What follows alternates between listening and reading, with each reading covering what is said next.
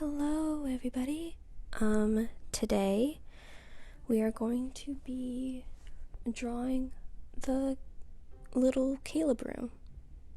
And like the bow drawing, this is my second iteration of Caleb's room. But the other one was kind of sad and depressing. And for those of you who have watched Critical Role Campaign 2, you might think to yourself, well, that seems about right, because it's Caleb. However, it was too sad and too depressing for me, because for the description of his room, it's like 2 sentences. He's like, it's completely plain, completely bare.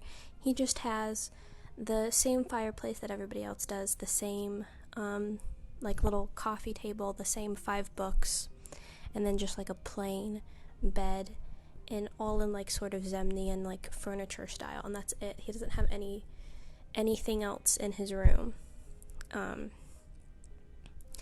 It's like his is sort of like the plain blueprint that he like built everyone else's rooms upon after that point, which is probably what Caleb did in The Thing, but it's very sad and depressing. So for this one, I decided to give him a giant bookshelf, and like in the other one, I gave him very sparse, sort of like, I gave him a couple of drawings that like Jester made for him that he put on the wall, and like a couple of other bits and bobs that he had like on his person that he could sort of put on the like fire mantle, and like his like backpack and like books and boots and stuff that he would like have on him. But for this one, I decided to sort of just cover the place in books, which seemed like the next logical solution. If like Caleb's room is bare, what would he fill it with if he thought that he was deserving of having a nice room with things in it? He would fill it with books. And I just want Caleb to be happy, so I filled his room with books for him. And you can see that he is just reading a book, sitting in a chair, like a bisexual, and cuddling with his beautiful little cat. I didn't really know how to, I don't really draw animals, so drawing Frumpkin was incredibly time consuming, and it took a lot of work to try and figure out how cats work, which I know the way that cats' anatomy works is an anomaly. I love those little drawings where cats are just sort of like weirdly shaped voids with like eyes. I love those drawings of cats. But yeah, I just sort of wanted to make a comfy, cuddly Frumpkin while Caleb was reading whatever book he's reading. Now, if we want to talk about the perspective, I'm not sure if for the Yasha and Bo illustrations I went into exactly how I was doing the perspective. It's just a simple 1-point perspective where the vanishing point was sort of around the stained glass, like the bottom of the stained glass or the top of the fireplace. And for this drawing, I believe I made the vanishing point sort of like inside of the fireplace. One thing that I've noticed in retrospect doing this is that I made the fireplace very narrow and not as wide as some of the others,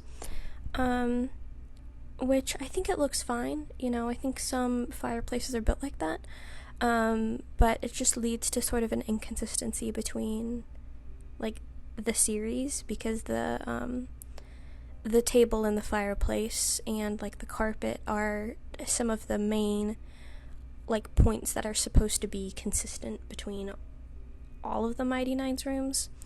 So that just leads to a small bit of inconsistency, but I mean, it's hand-drawn like illustrations, so it's fine. And like that's one of the many inconsistencies. Like throughout all of their rooms, I changed my like drawing technique and approach every single time.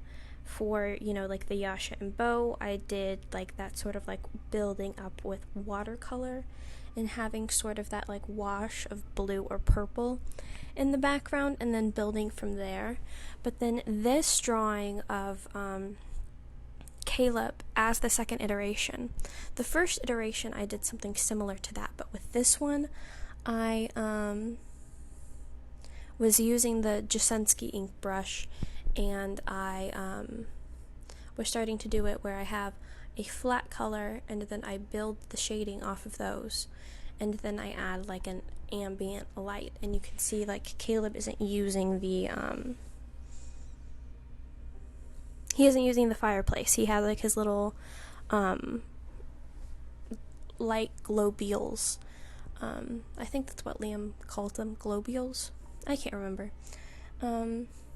But yeah, for the bookcase, I had a little bit of fun, and I made every book different. I just added like little stripes and things like that to all of them. You can see that some of them are very old, and they sort of have the they're sort of like ripped in places, and then some of them are like leather, and like a lot of them are like scratched and scuffed, and you can see that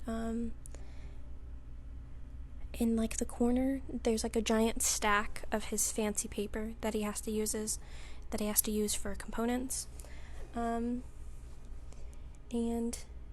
yeah, that's pretty much what Caleb's room is. You can see that in the corner above his chair I put little sketches that I think Jester probably would have made him. There's one that's a little sketch of himself that I think, you know, at one point Jester probably drew and ripped off of her sketchbook and said like, Caleb, it's you. And he was like, oh god, someone's being nice to me.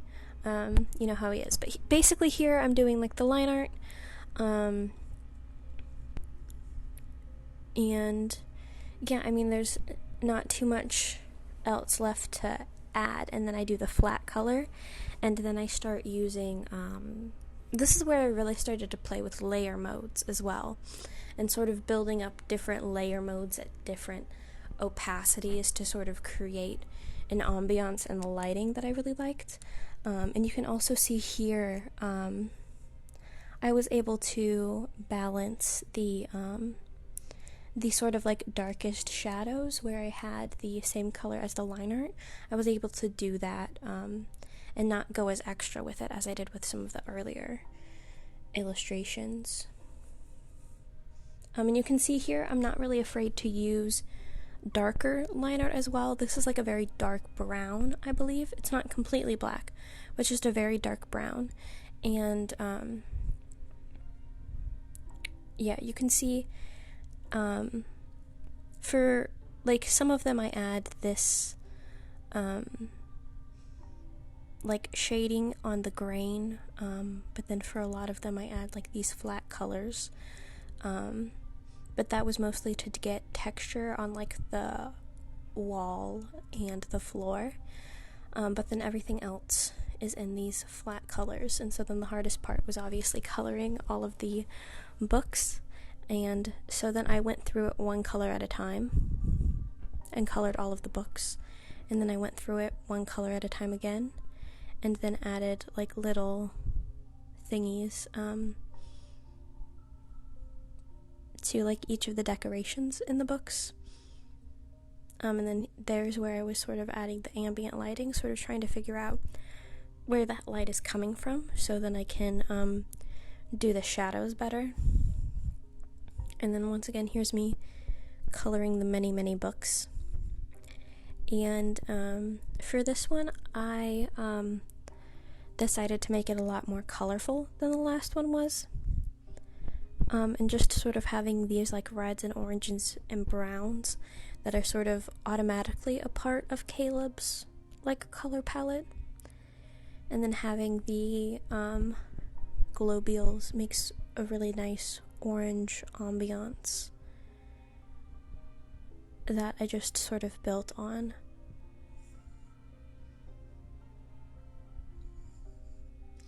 And yeah, I used a lot of sort of like overlay and color dodge. I use color dodge a lot in the Margaret Week drawings that I did for Skychecks.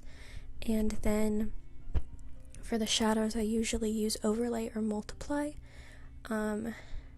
depending on like what color I'm using for the shadow and like what the color palette is below that. It depends on how it looks, but yeah, anyway, that's it. I hope you have a wonderful day. Goodbye. Bye.